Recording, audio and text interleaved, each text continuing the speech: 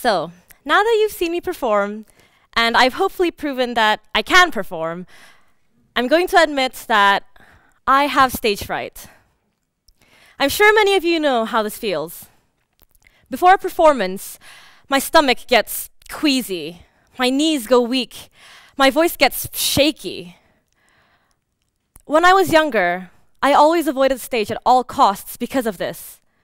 When I did go on stage, I usually ended up paralyzed, staring into the crowd. But this wasn't just on stage. Stage fright is usually caused by low self-esteem or low confidence, and that was the case with me. I was incredibly shy, and I couldn't really make friends because I couldn't talk to strangers or approach them.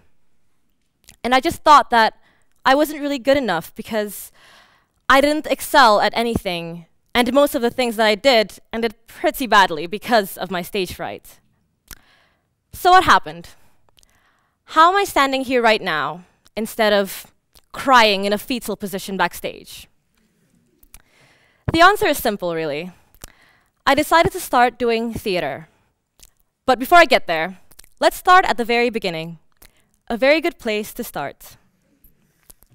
As a child, my mother pushed me to do loads of activities so I could get over my stage fright.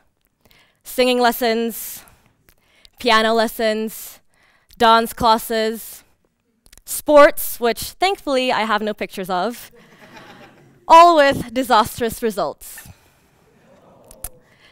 My first singing recital, I blanked out and only managed to choke out "Twinkle, Twinkle, Little Star." Yeah. My first ballet performance, I froze up and ended up getting hit by someone who was doing a pirouette across the stage.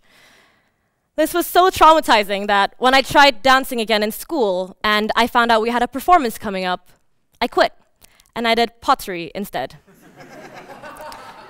That didn't end very well either, as you can see, but at least I didn't have to touch the stage. To be completely honest, I never even thought about doing theater until I watched a cinematic masterpiece called High School Musical. As you can tell from this amazing photoshopped picture, I absolutely loved the movie. But it wasn't just because of the cheesy love story or the cool dance moves. It was mostly because of a character named Gabriella Montez. And Gabriella was a shy high school student who refused to perform on stage because she had stage fright, but she had a beautiful voice. Now, as a third grader, I could relate to her stage fright. And the songs were incredibly catchy, which meant that I was singing them all the time, on pitch. And I began to realize that this was something that I could possibly be good at. And the rest is history. Well, I didn't just magically gain confidence after a single performance. When I first ventured into the performing arts after my High School Musical enlightenment, I first tried out singing, something that was available to me at the time. Through a chain of events, I somehow managed to get the opportunity to sing in a concert with an Indonesian pop star, which was absolutely amazing until the rehearsal process started. When I began going in to rehearse with the orchestra and the choir, I would take one look at all the people and I'd freeze up and sing the song with a completely straight face.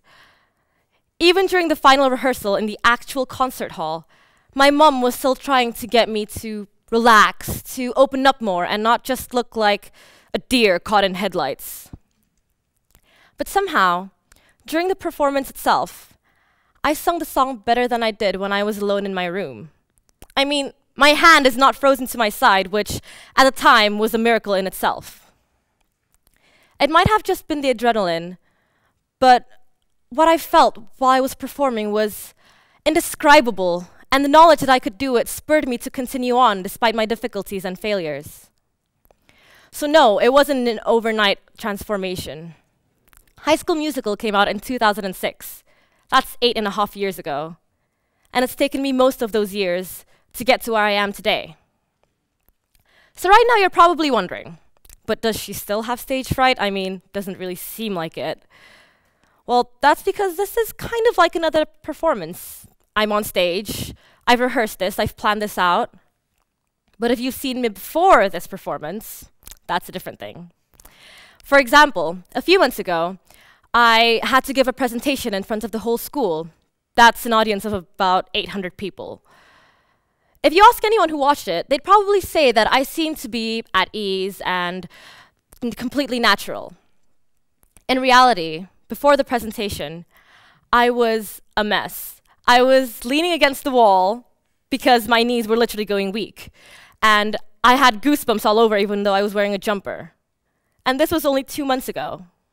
Actually, half an hour ago, I was nearly crying because I was so scared. And 5 minutes ago, I was nearly puking. But something that I realized as I continued to do theater is that, for me, stage fright doesn't actually occur while I'm performing. Stage fright, for me, is the fear of taking that initial leap. And theater has taught me to ignore that fear and jump headlong into the performance. And that is exactly what I do each time. I take a deep breath, and I ignore every instinct I have to run. And I act or sing my heart out. Because once I'm in it, then it's fine. And I've learned through theater that if you don't put everything you've got into a performance, then it will be cringy, or even worse, boring. This idea has led into my life offstage as well. I used to be too nervous to talk to strangers, whether it was in a store or on the phone. And naturally, first days of school were an absolute nightmare. I'd sit there and wait for someone else to approach me first. Not just because I was socially awkward, but also because I just didn't have the guts to do so myself. But just like theater, I realized that my fear lies in the moment before I strike a conversation. So I have to admit, I haven't completely changed. First days of school are still nerve-wracking, and I am still socially awkward. But I no longer wait for people to introduce themselves to me first. I take a deep breath and quickly approach a person to say hello before I lose my will. I take a deep breath and dial the number to order pizza. And these might seem like insignificant things, but the nervousness has never completely gone away from me.